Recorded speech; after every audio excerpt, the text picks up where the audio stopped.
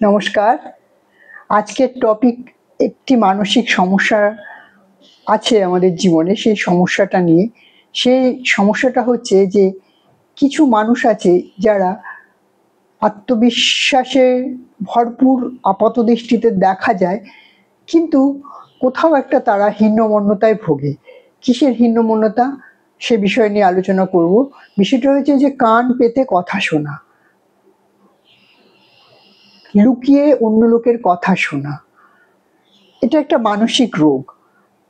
হয়তো আমরা অনেকে এটা স্বীকার করব না যে কান পেতে কথা শোনাটা মানসিক রোগ নয়, কিন্তু বিশ্বাস করুন, এই রোগ এমন এমন মানুষকে এমন এমনভাবে আচ্ছন্ন করে রাখে যে অনেক সময় সেই মানুষটা তো জানেই না যে সে সেই রোগে ভুগছে, এবং যে মানুষগুলো জানে যে এই মানুষটির অভ্যেস আছে কান পেতে লোকের কথা শোনে, তারা সবসময় তাকে দেখলে অস্বস্তি বোধ করে। এবং এই অস্বস্তি তো দেখুন, আপনি যদি কাউকে দেখে অস্বস্তি বোধ করেন আর কারোর দ্বারা যে আপনাকে অস্বস্তি দিচ্ছে, দুটো মানুষের এনার্জি লেভেলে কিন্তু একে অপরকে সেটা জেনে যায়, বুঝে যায়, এবং একটা বডি ল্যাঙ্গুয়েজে সেটা অবশ্যই কম বেশি একজনের সাথে আরেকজনের আদান প্রদান হবেই।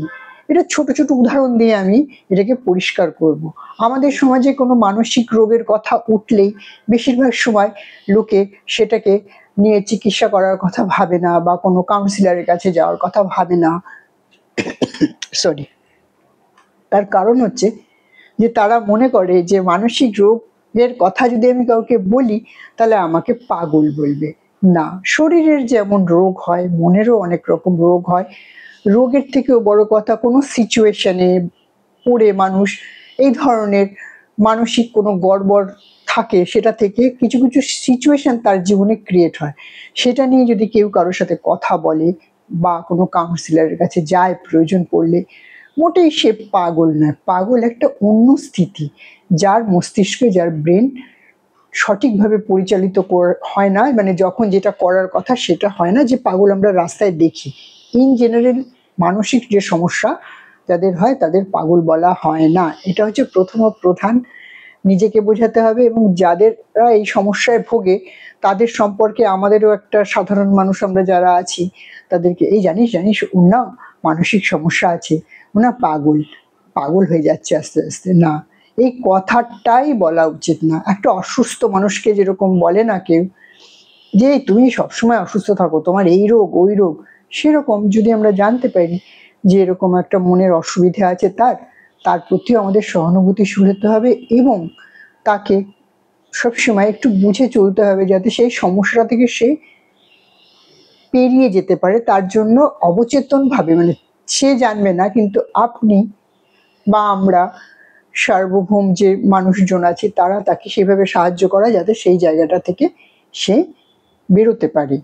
যেটা বলছিলাম, কান পেতে কথা শোনা। কান পেতে বা আড়ি পেতে কথা শোনাটা একটা অবশ্যই একটা অসুখ।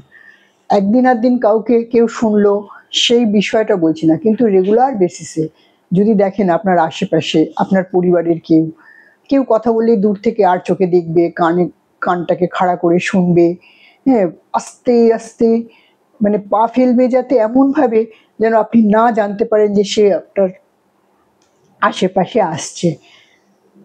এইসব মানুষজনগুলোর জন্য সবসময় একটা মনের মধ্যে সহানুভূতি রাখাটা ভীষণভাবে প্রয়োজন।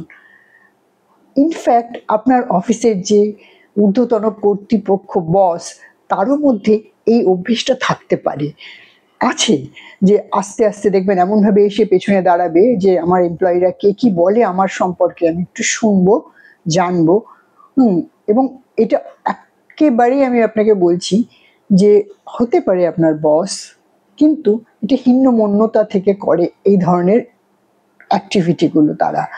তারা এটা ভাবতে পারে না যে আমি যে কাজটা করছি আমি সঠিক করছি, এবং এই কাজটার মধ্যে কোনো অন্যায় নেই, আমি সকলের ভালো করছি, এবং যাকে যখন বকার দরকার বকছি, যাকে প্রশংসা করার দরকার তাকে আমি প্রশংসা করছি।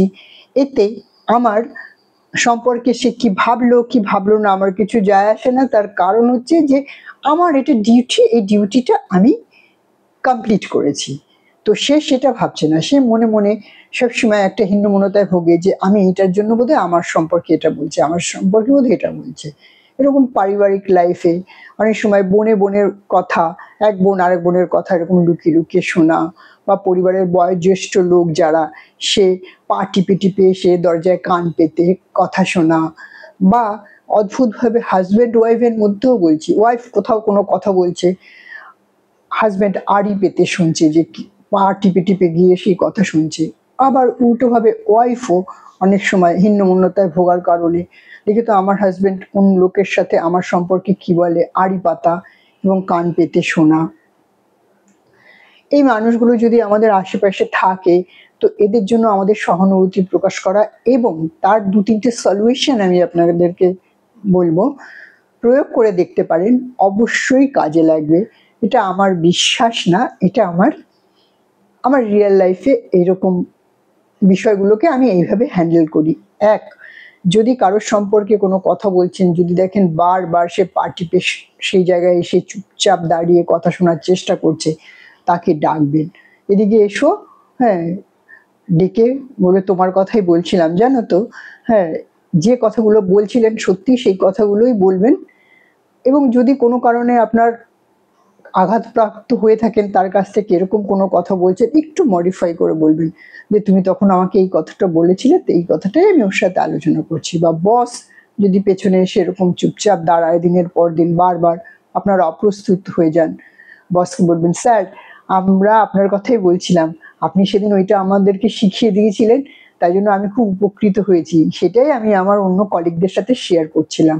এরকম যদি আপনি কয়েকবার সেই মানুষটিকে পয়েন্ট করতে পারেন, তাহলে আমি বলবো যে সেই মানুষটা আস্তে আস্তে ভেতর থেকে ওই ফিয়ারটা, একটা ফিয়ারের থেকে, যে আমার সম্পর্কে কে কি বলছে এবং আমার সম্পর্কে অবশ্যই খারাপ কিছু বলছে, ভালো কিছু বলছে না, সেই ভয় থেকে তারা এইভাবে কান পেতে শোনে। আমি যে পরামর্শটা দিলাম ফলো করে দেখতে পারেন, আশা করি অবশ্যই ফল পাবেন এবং আপনি নিজে মানসিক শান্তিতে থাকবেন, এবং যে মানুষটি ওই কষ্টে ভুগছে তাকেও আপনি খানিকটা রিলিফ দিলেন। ভালো থাকবেন, আবার অন্য একটা ভিডিও নিয়ে আসবো। যদি ভালো লাগে লাইক করবেন, শেয়ার করবেন, আর আপনাদের মূল্যবান মতামত অবশ্যই লিখবেন। আর কোনো স্পেসিফিক বিষয় যদি মনে করেন যে আলোচনা আমি করব, সেই বিষয়ের প্রশ্নও আপনারা রাখতে পারেন। আশা করি সময় সুযোগ মতো সেই প্রশ্নর উত্তর আমি অন্য কোনো ভিডিওর মাধ্যমে অবশ্যই দেব। আজকে এখানেই শেষ করছি। সবাই পরম পিতার কৃপায় পরিবারের প্রত্যেককে নিয়ে, বন্ধু বান্ধবের সাথে, সকলের সাথে সুখে শান্তিতে থাকুন। নমস্কার।